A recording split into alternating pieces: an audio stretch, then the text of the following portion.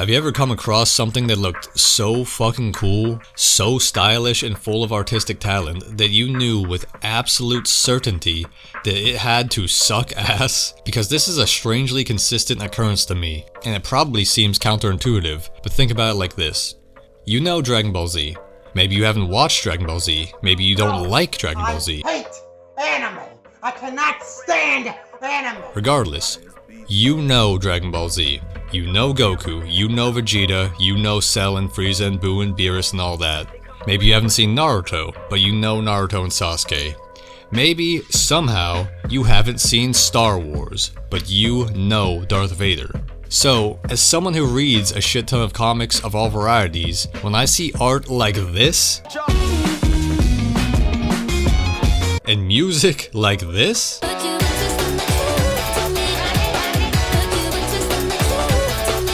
my first thought is, wow, this is some of the dopest shit I've ever seen. The comic this comes from must suck absolute ass for me to have never heard of it in the slightest. So, for almost a year, the entire Shogunned soundtrack stayed in my playlist without me ever giving the story a single chance. By the time I finally did decide to give it a fair shot, it had already been cancelled by Webtoon, which is part of why I'm okay with making this video. Despite everything I'm about to say, I honestly wish the best for Honesty O in his future endeavors. I don't like to shit on stuff just because I don't like it. Half the reason I'm making this video is because Shogun has already been cancelled. I literally cannot do any more damage to it. The other half is because fuck you, how dare you make something that looks so perfectly like it'd be my favorite thing ever and then drop the ball this hard.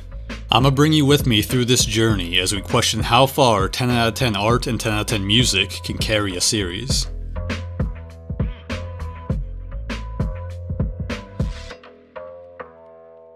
So, I'm not gonna sugarcoat it. Wow, does this series come out to an absolutely flopping start. Seeing this art next to some of the most generic exposition and boring character introductions of all time feels like watching Usain Bolt take position only to find out his feet are glued to the floor. Now look, we all know that about 90% of shonen adjacent comics have some sort of special boy power system, where only a select few special boys get to access the awesome secret magical powers which all have their own unique abilities. Of that 90%, about 60% also have some sort of magical evil monsters that just want to kill and eat humans for no real reason, which of course leads to an anti-evil monster organization, which is the most important thing in the entire world. Shogunned takes on all of these concepts in the most bland way possible, even down to the names. The evil monsters are born from humanity's negative emotions and are called killjoys. The anti-evil monster org are called the antidepressors, and the magical power of the universe is called morale. Oh my god. Like, I get that at some point you just have to accept these inevitabilities. You're reading a shonen series, there's gonna be a special boy power system, there's gonna be a special boy organization for the MC to climb his way up, and there's gonna be a rival character, and there's gonna be boring evil monsters to fight. But you can still bother to do better than this. Like, you just directly tell us that your power system unlocks when people get emotional enough, and the stronger their emotions, the stronger their morale is. Like, there ain't no devil fruit weakness, there ain't no chakra elements, there ain't no nen types, there is just one generic blank slate power booster, and everyone gets a secondary gacha roll for how their quote-unquote unique power works, which most of the time is just a superficial way for them to hit harder and move faster. So the first thing Shogun does is have a faceless narrator hit you with blatant exposition on killjoys and morale, followed by Taiko, our main character who currently doesn't have morale, running around hunting killjoys despite the fact that we were just told you can't kill killjoys without morale. His reason for doing this is his only unique character trait, the fact that he wants to stack a whole lot of money. So instead of doing anything actually effective for that goal, he runs around town like a pseudo-vigilante looking for people to help out of danger and then asks them for money, which they never pay up because why would they? Oh, and also sometimes he doesn't even ask them for money. Taiko's main and pretty much only actual character trait, wanting to stack up a bunch of money, is just straight up fucking fake. The series constantly tries to tell you that what Taiko wants more than anything is to stack up a fuck ton of cash to be rich and famous, and not a single goddamn thing he does in the whole series actually lines up with this goal. He just follows the generic shonen MC path of getting stronger to protect his friends, and everyone pretends this is also somehow related to making a bunch of money, despite the fact that we never once see him getting paid, see him constantly wasting his money, and even the rare times when he gets mad and tries to teach other people his whole deal about the importance of money, he immediately backs down and is just like, nah, guess you're right. That $3,000 lizard costume was goodbye. You do you. Hey Fred, give me a character all about making money moves. Making money moves. And hold the monetary motivations. Hold the motivations. And hold the greed. Hold the greed. Hey Jimmy, give me a character with nothing. Nothing? The entire source of why he's like this also makes no fucking sense. As a kid, his dad told him that money is the most important thing in the world and that he had to stack a lot of it. So of course, young Taiko immediately took this advice to heart and went to give away the only money he had to a homeless dude. Now you might think this is meant to show that despite Taiko's dad trying to impart a greedy message to him, young Taiko was too pure of heart and still wanted to be a caring young man. But no, the series genuinely seems to think that somehow these two things align with each other. And it gets worse, because after failing to give this homeless dude multiple gifts, which also makes no fucking sense because why would a homeless dude ever refuse free food, he finally gets him to take the dollar. But then when the dude finally accepts the gift he's been trying to force on him over and over, Taiko starts crying and says, "Hey, get back here, you damn thief, that's mine!" What? Fucking what? Brother, you gave him the dollar! You've been trying to do this for multiple days. This is the most nonsensical origin story of all time. And even if it made sense, it would be incredibly fucking boring. Kid's dad tells him to stack bread, kid gives a homeless guy money, kid quickly regrets giving him money, now kid really cares about money. Except he clearly fucking doesn't. Anyways, I've been jumping around throughout the series so far, so let me go back to the start. Taiko's doing his dumb shit of running around town looking for trouble like it's a GTA lobby when he comes across some guy getting jumped. He beats up the crazy dude, then gets shot in the head, which awakens his morale, and guess what? He's okay because it was just a BB gun. Now for a long time, I thought that surely this stupid ass BB gun thing was supposed to be Taiko's dumbass just thinking it was a BB gun when he was for real shot in the head and for some reason healed from it. But 46 chapters later, it has never come up again. So it seems like yes, the reason the MC got his superpowers is as fucking stupid as getting shot with a BB gun. And even if it were a real gun, this is fucking stupid. Like, if this is supposed to be the case that the fear of death was what flooded Taiko with enough emotion to awaken his morale, everyone ever who's about to die should awaken morale. But ignoring that, he gets back up, kicks the guy's ass, and runs off to fight a killjoy despite knowing he literally can't do anything to it. He loses and gets saved by Sasuke, Hotaru, and then gets recruited by Gojo, Corbin. And now our MC has the special boy powers and is in the special boy brigade, and the story can finally begin.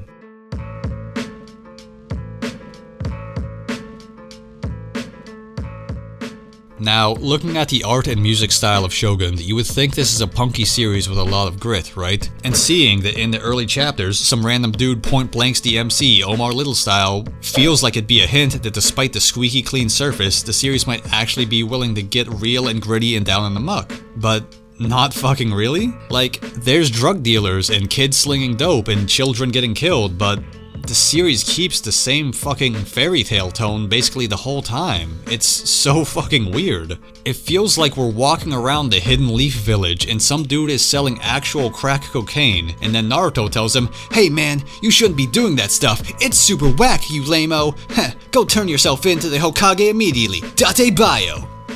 And then he just fucking does. There's so many points where the ADP are forced to interact with drug dealers who they can't do anything to because they're not cops, for no goddamn reason. Drug dealers are like the generic bullies of this series. They exist so that some guy with powers can show up and aura farm on them. Honesty O clearly has a straight edge mindset that he wants to inject into this series, even though it really has no place. And I want you to keep in mind as I say this, that I'm someone who has lost multiple family members to overdose and spent a lot of my early life getting dragged out of the house for SWAT raids. You would struggle to find someone who wasn't dealing or doing around where I was growing up. I've had people legitimately want to fight me because I refuse to light up with them. As someone who went through all this and managed to never do drugs, as someone who hates drugs and thinks it's one of the worst fucking things on the planet, the way this series is anti-drug makes me want to do drugs. Not because it makes it look cool or anything, but Shogunned is so fucking dismissive and up its own ass with its straight-edged message that the only recourse my brain can come up with is to immediately light up a crack pipe and say,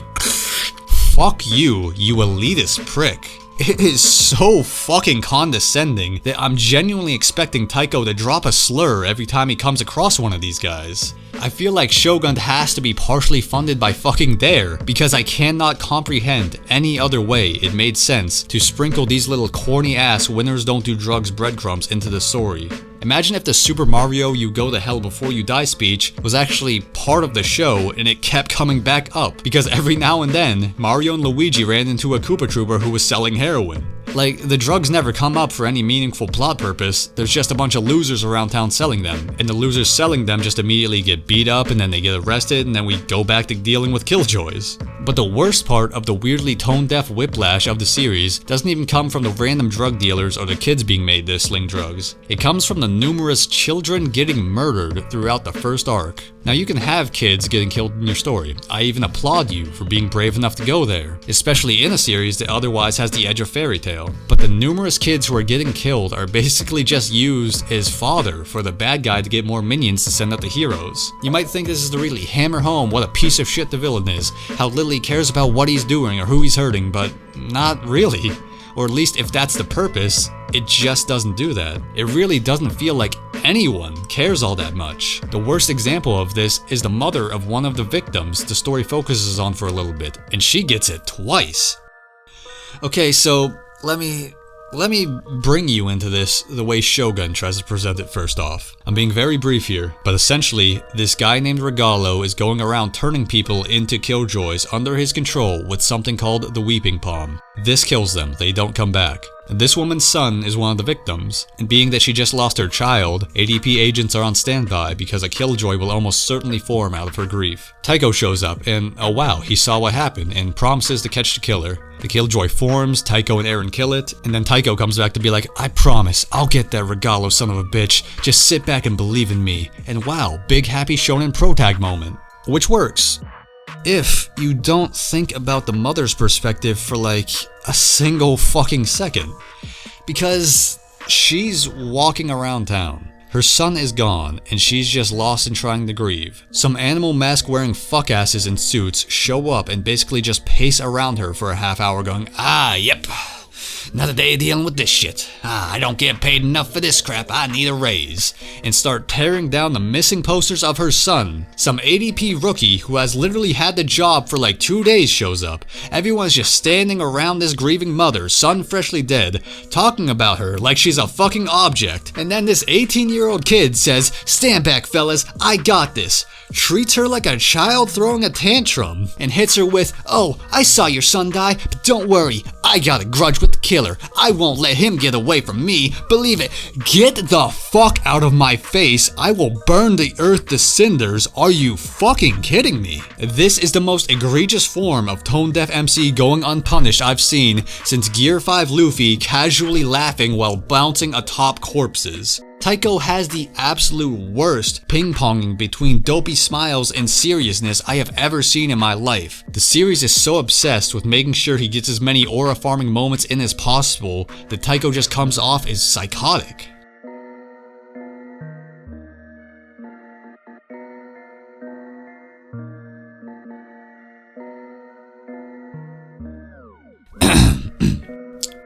Solo leveling and its consequences have been a disaster for the entirety of webcomics as a medium. I fucking hate New Age Aurafarming. Now you might be asking yourself, New Age Aurafarming, what's that? I've never heard of it before. That's because it's a term I made up. To me, there are basically two types of Aurafarming, classic and New Age. The best example of classic Aurafarming is the OG king, the Tupac of Aurafarming, Piccolo. He ain't the strongest in the series. Hell, most of fights he's in, you know he's probably going to lose. But it doesn't matter, like, yeah, he got his ass kicked, but did you see the way he pulled up and stand on business though? I don't give a fuck if he lost, that was clean. Classic Aurafarming is when a character pulls up to a situation they really don't stand a chance in and is still ready to throw the fuck down and take on whatever comes their way. New Age Aurafarming is just having your character beat up some random goons or worthless monster that we all know didn't stand a chance and pose on them with literal glowing aura and either a big evil grin or acting like they don't even care. It's all about comparatively being so much cooler than the thing they're towering over. Like, this is what a bully thinks looks cool. It's so fucking lame and uncool. Stop posing like this, turn that fucking Roblox aura off. You beat up a nameless monster with no motivation that existed purely to be beaten by you. It feels like most of the action that happens in Shogunned is just an excuse for the characters to beat up some random bad guy you don't care about, so that they can pose on them while glowing. And purely as an art piece without context, yeah, it looks fucking sick, but in the context of the series I'm reading, it's infuriating because it's so goddamn unearned. Speaking of which, pretty much everything that Taiko does or gets in the whole series feels unearned. Every victory, every power, every sick ass panel, goddammit, how dare you look this cool while being this boring. Like to start the series off, he gets his power from getting shot in the head with a BB gun. That's fucking unearned. Even if it were a real gun, it's still unearned. Why him over the millions of people dying every day?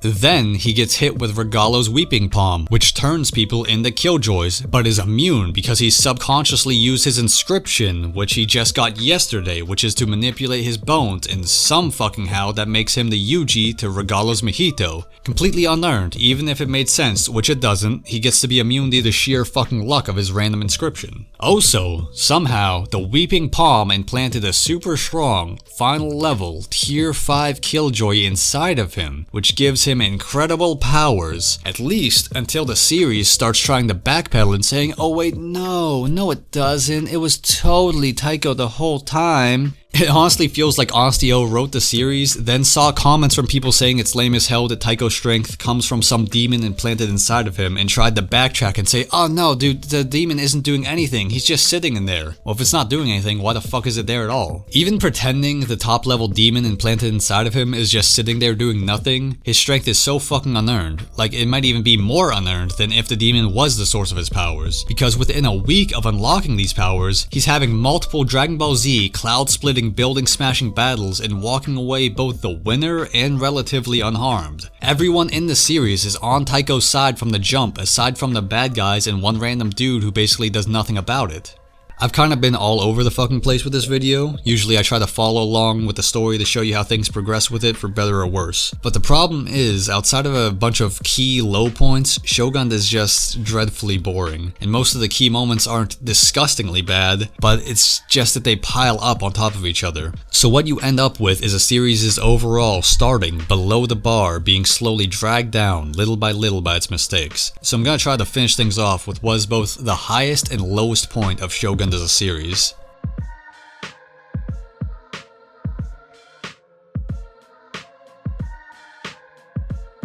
So, what is essentially the end of Shogun Season 1 and the finale of its first arc is the battle against Regalo about 20-something chapters in. Regalo is basically some psycho who's part of the big bad group called the Arisen. For whatever reason, Regalo has been given a weapon called the Weeping Palm, which has the unheard of power to instantly turn people into killjoys and has been left off the chain to go fucking stupid with his own desires. He also, for some reason, has some obsession with being a father, so he ping-pongs between hunting children and ADP agents to transform into killjoys under his command. Regalo has taken a special interest in Taiko because the Weeping Palm didn't work on him, and Hotaro because he cut his fucking arm off. At some point, he makes a very open declaration to the ADP that he's gonna go buck wild on this specific day and that they better prepare for it. Taiko makes a big deal out of the fact that on this day, he wants to personally be there to guard the orphanage he grew up at just in case, and his buds at the ADP are ready to do whatever they can to make sure he's there. However, just before the attack, Regalo sent out some level 3 killjoy to hunt Taiko. Taiko has some big flashy battle where he surpasses his limits to win, and there's a sick ass Aurafarming gif. Ooh, oh my god, so cool, but not really.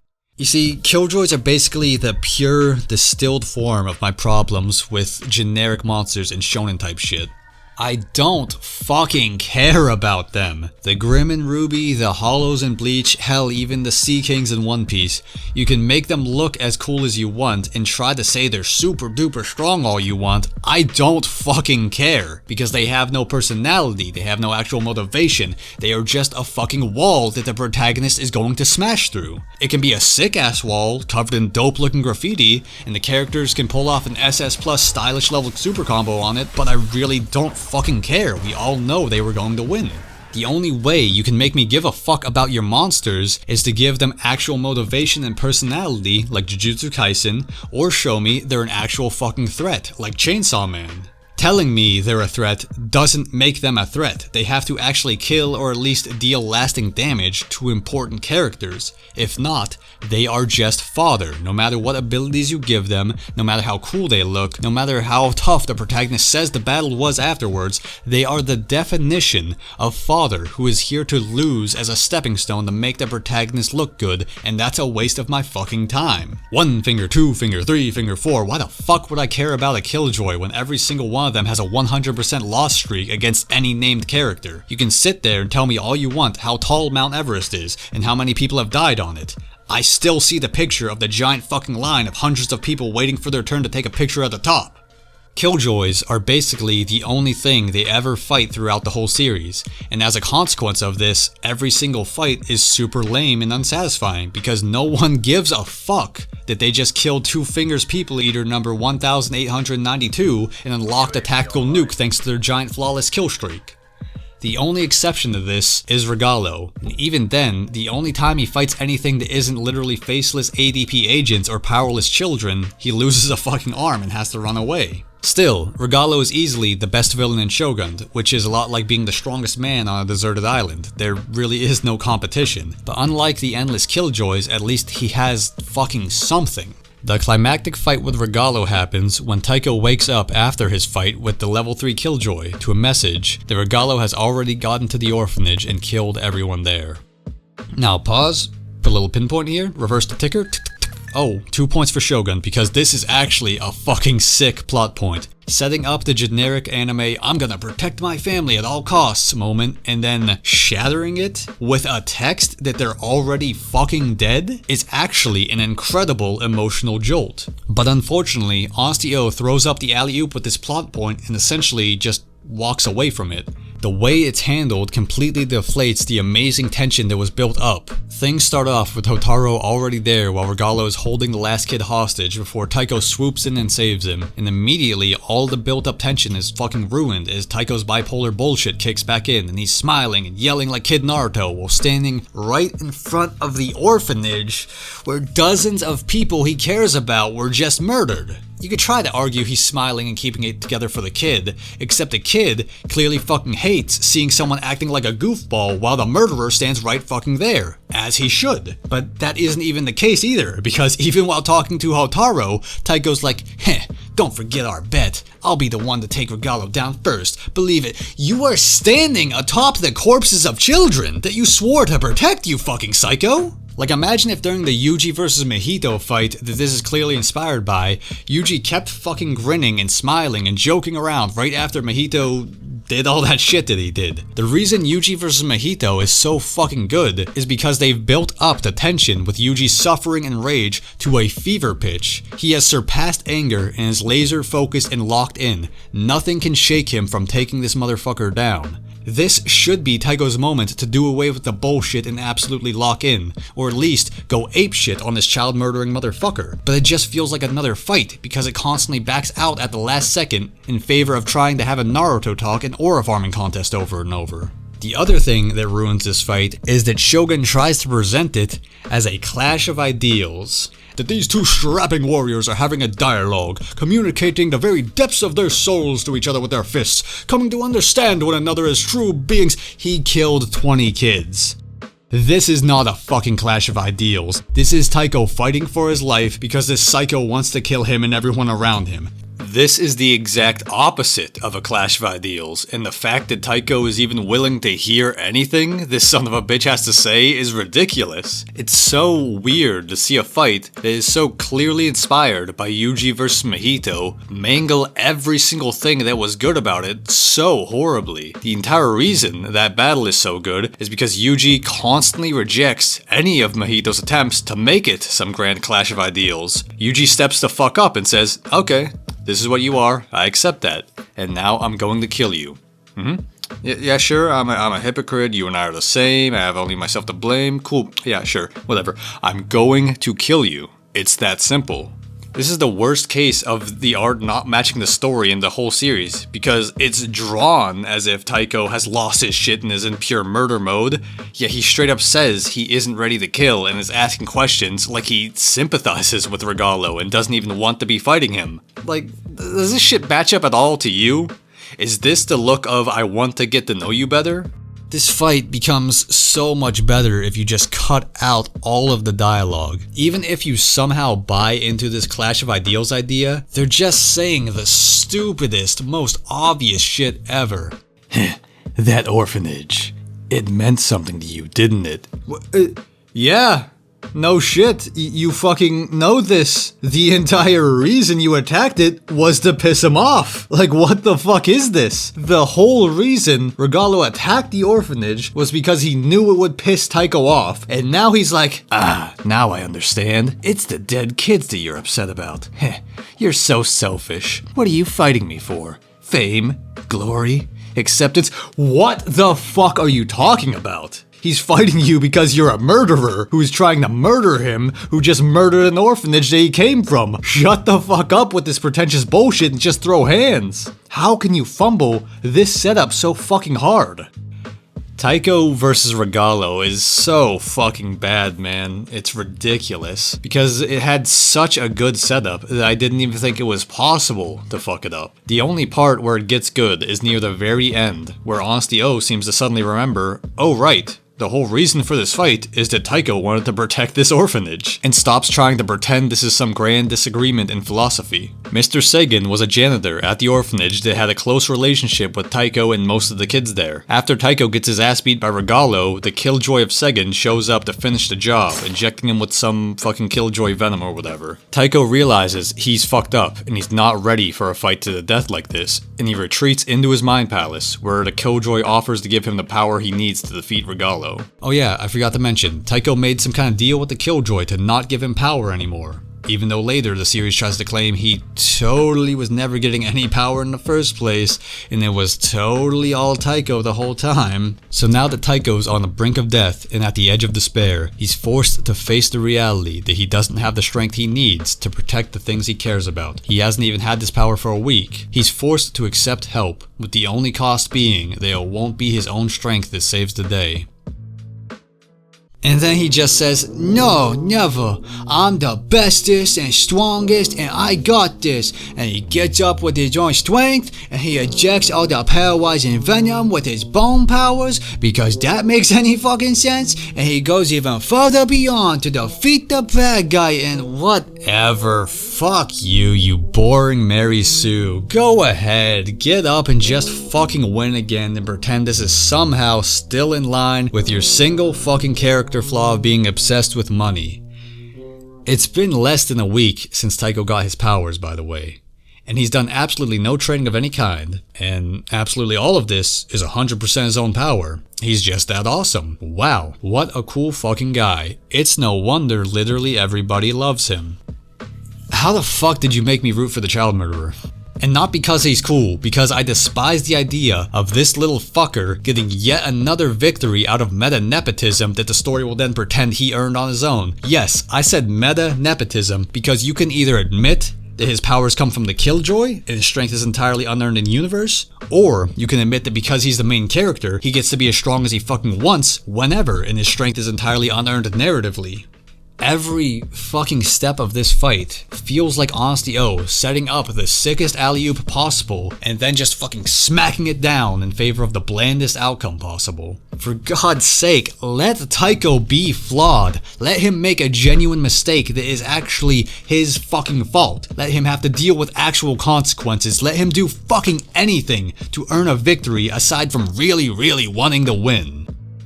You're probably wondering why I said this is the highest and lowest point of Shogunned when it's mostly been horrible fumbles. I wouldn't call most of this a high point because they were only setups that could have been high points but were horribly mishandled. The high point of Shogunned comes when we finally get fuckboy Nepo baby Taiko off the screen and Hotaro enters their deal with Regalo. I've barely mentioned Hotaro so far in this video, and that's because he's hardly shown up at all. The few times he has, he's been the generic, serious and semi-brooding rival rival that gets angry when he's stuck with the MC, with the only exception being the first fight with Regalo where he took one of his arms. So you're probably wondering, how can a character with almost no screen time have earned a victory more than the MC we've been stuck with the whole time, who was fighting the guy that killed the entire orphanage he came from? I'll tell you how. Ironically, having so little screen time was a blessing for Hotaru, because it leaves him with a very clear path forward. We know almost nothing about Hotaru, other than he takes his job seriously, gets angry quickly, and was shaken by Regalo calling him weak. And he does exactly what Taiko should have been fucking doing the whole time.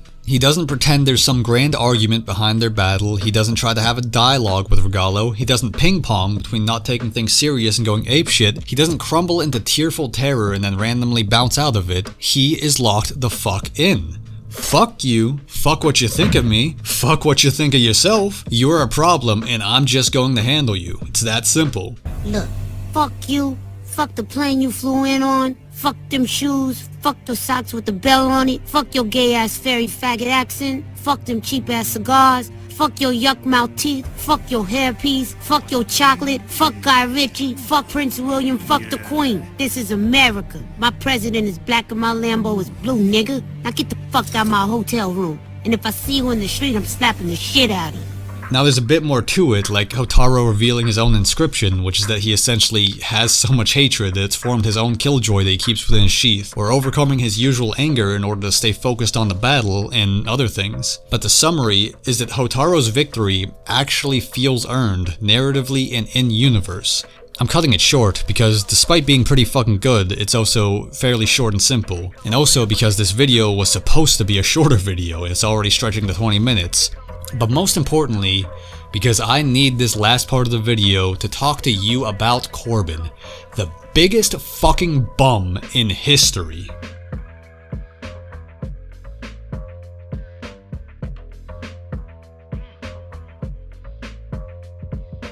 Now, if you're not familiar with the terms agenda, slander, or this image, you might think I'm talking about some homeless guy, but no. The term bum is generally used to refer to a character in a story that is far more fucking useless and worthless than the world they live in cares to admit. You might be thinking of characters like King from One Punch Man or Mr. Satan from Dragon Ball Z, but no, because the story recognizes those characters are actually weak and have disproportionate fame and strength associated with them. A bum is a unique case of a character that is fucking worthless, but the author or universe itself fails to realize it. I would give an example, but Corbin is the best example I have ever seen. He is the walking definition of a bum. So, we're introduced to Corbin as essentially the Gojo of the series. Maybe he's not quite at that level of untouchable under heaven, but he's the top level aloof badass of the area that's generally in charge of things and can do whatever he wants. So what does Corbin do throughout the series? Absolutely fucking nothing. And I don't mean because he doesn't get screen time, or he's busy dealing with off-screen problems, or they're saving him for some other bigger problems. Corbin literally drives Taiko to the Regalo fight, then goes home to sit on his fucking ass, and continues to do so even after Hotaru returns with the last surviving orphan who calls him out for doing jack fucking shit, while 20 children and dozens of his own ADP boys were murdered, to which Corbin and the story tries to feed us the excuse of, well, you see, being a warlock comes with a lot of responsibilities. It's just so much paperwork to anything I do. Plus, I mean, the smaller ADP agents wouldn't have jobs if the big guys like me handled all the minor threats. Minor threats? A serial killer who has been killing dozens of people, including your own fucking ADP agents, has just massacred another squad and killed an entire orphanage. He's wielding a never-before-seen weapon capable of instantly turning people into supernatural monsters that is your entire job to deal with. And he's just fucking standing there, Aurafarming, with a hostage waiting for someone to do something about it. And it's a minor threat? Yo, Gleb. Huh? What do you actually do around here, man? What you talking about? No, I'm not being funny right now, man. Like, what do you do at this company? Can you name one thing? What do you do here? Name one thing. Even assuming that these unseen higher-ups are actually this goddamn stupid, if your excuse for why you allow the children to be massacred and the serial killer to walk free is there would be a lot of paperwork and people would lose their jobs, then you're a piece of shit. Like, it's ridiculous. They even have Taiko himself being like, oh no, that makes total sense. It's cool that you sat on your ass while he killed my whole orphanage and let me almost die. The paperwork must be insane as a warlock. The series tries so hard to excuse him, but there is no salvaging Corbin as a character.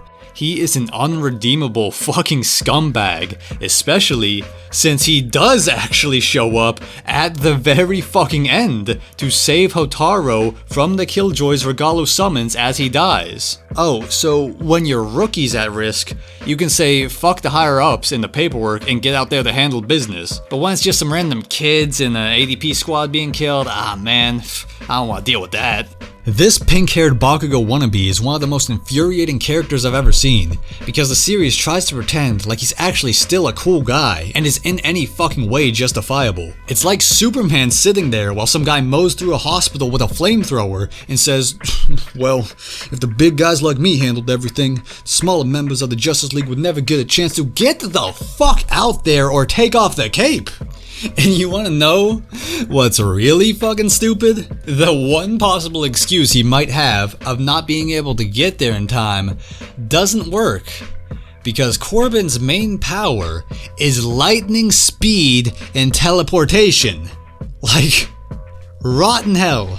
Rotten fucking hell, there's nothing else to say. Stop acting gloomy and melancholic like your hands were tied, then smiling and joking as you show up in half a second to handle the aftermath atop the corpses you ignored. Loser! You're a loser! Are you feeling sorry for yourself? Well, you should be, cause you are dirt! You make me sick, you big baby! Baby want a bottle? A big dirt bottle? The only way to actually redeem Corbin as a character is to not redeem him.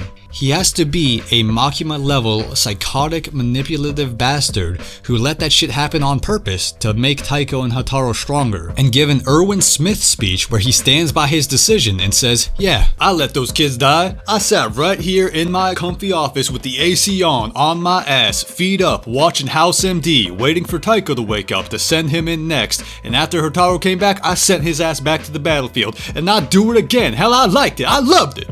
Oh my god, talking about this fucking guy actually makes me lightheaded, holy shit.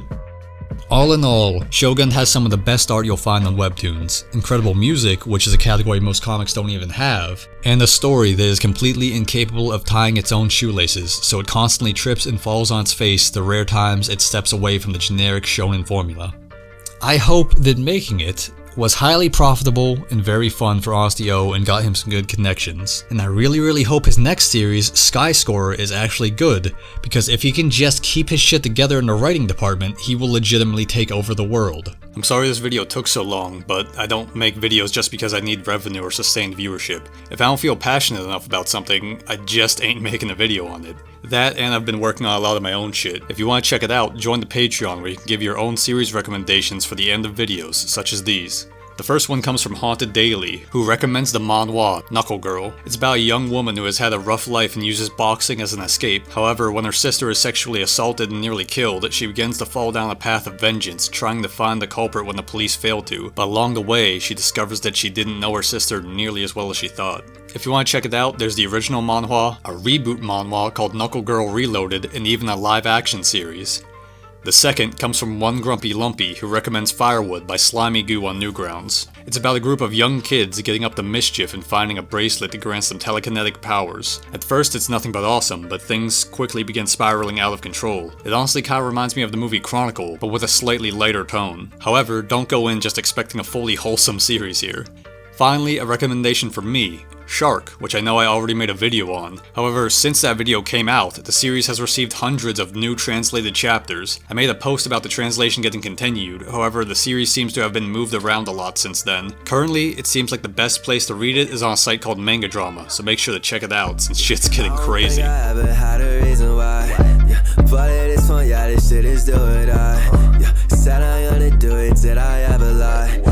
If you saw me now, we should be terrified.